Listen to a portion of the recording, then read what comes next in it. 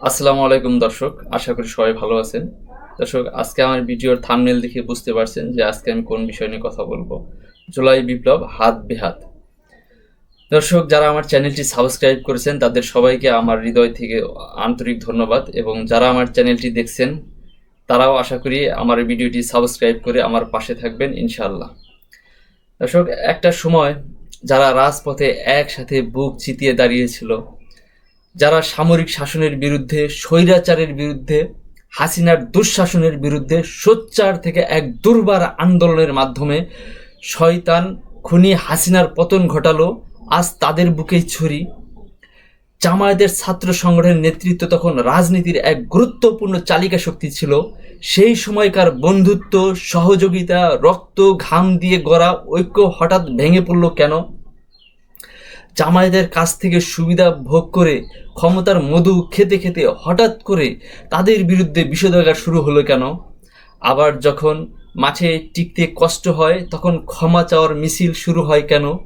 এই দ্বিচারিতা শুধু রাজনৈতিক নয়, নৈতিক পতনেরও এক নগ্ন চিত্র।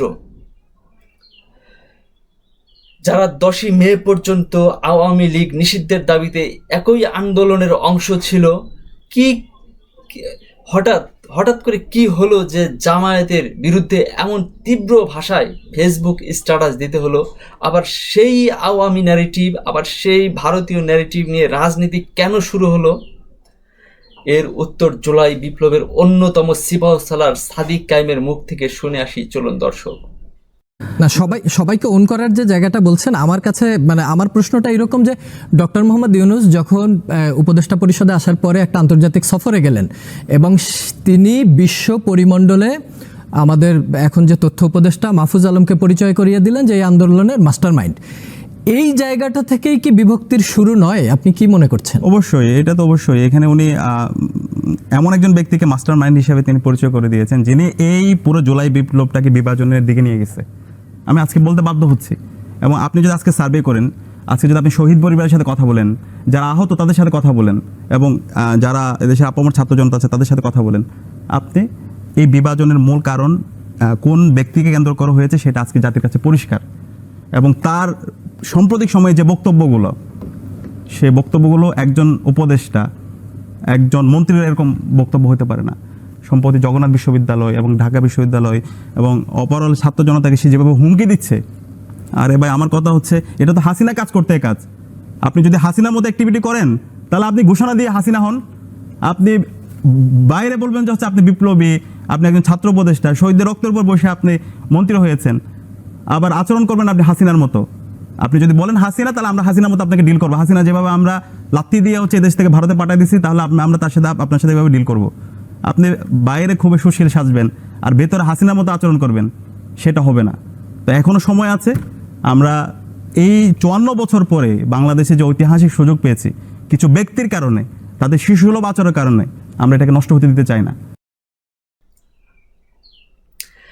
আজকের এই বিভাজনের জন্য মাহফুজ দায়ী, এবং মাহফুজের নেপথ্যে কেউ আছে, এবং যেই ব্যক্তিটি আছে সেই ব্যক্তিটিকে আপনারা সবাই চিনেন, সবাই জানেন। তিনি ঘাতক দালাল নির্মূল কমিটির একজন সদস্য ছিলেন, যার ইসলামিক ফোবিয়া আছে। যাই হোক, এটা মাহফুজকে ক্লিয়ার করতে হবে, মাহফুজ কেন এই বিভাজন সৃষ্টি করলো। মাহফুজকে বলতে চাই, জামায়াত ইসলাম যদি তোমাদের পেছনে না থাকে, তাহলে তোমাদেরকে তেঁতুল যেই রকম লবণ দিয়ে চিবিয়ে খেয়ে ফেলে, ঠিক ওইভাবে তোমাদেরকে মানুষ খেয়ে ফেলবে। মানুষ নয়, অপরাপর যেই রাজনৈতিক দল আছে তারা তোমাদেরকে খেয়ে ফেলবে। কারণ বাংলাদেশের রাজনীতিতে কেউ বিরোধী দল পছন্দ করে না, অ্যাকসেপ্ট জামাত ইসলাম। তার নিশ্চয়ই অনুধাবন করতে পেরেছ, জামাত হয়তো দেশের প্রয়োজনে তোমাদের সাথে ঐক্য রাখবে, কিন্তু জামাতের সাথে বিট্রে করে তোমরা তোমাদের নিজেদের ক্ষতি করেছো।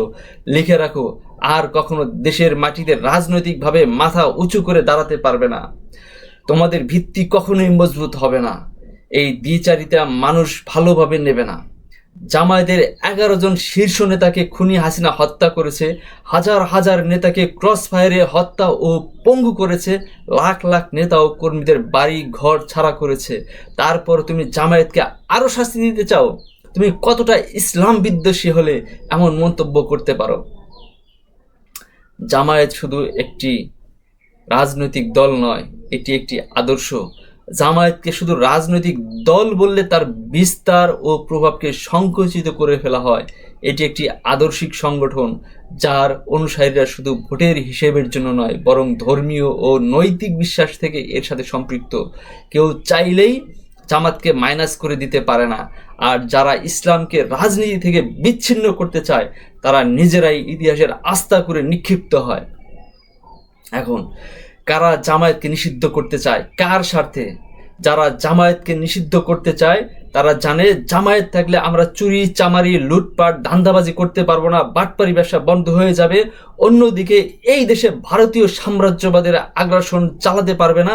তাই সেই সমস্ত দেশীয় আন্তর্জাতিক দালালেরা চায় জামায়াত নিষিদ্ধ হোক। কিন্তু এই দেশের মানুষ 5ই আগস্ট অর্থাৎ 36 জুলাইয়ের যে আন্দোলন ছিল, সেই আন্দোলনে এই দেশের মানুষ দেখিয়ে দিয়েছে এই দেশের মানুষ প্রয়োজনে একতাবদ্ধ হয়ে সমস্ত ষড়যন্ত্রকে নিরবিচ্ছিন্নভাবে দূর করতে পারে, সমস্ত ষড়যন্ত্রকে মোকাবেলা করতে পারে এবং ষড়যন্ত্র মোকাবেলা করেই এই দেশের অস্তিত্ব, ইসলামকে টিকিয়ে রাখবে এই দেশের মানুষ ইনশাল্লাহ। তাই জামায়াতকে নিষিদ্ধ করা এটা কারো পক্ষে সম্ভব না, একমাত্র আল্লাহ ছাড়া। জামায়াত ইসলামী রাজনীতি করে, ইসলামী আদর্শকে বুকে ধারণ করে। দর্শক, ভালো থাকবেন সবাই, ধন্যবাদ।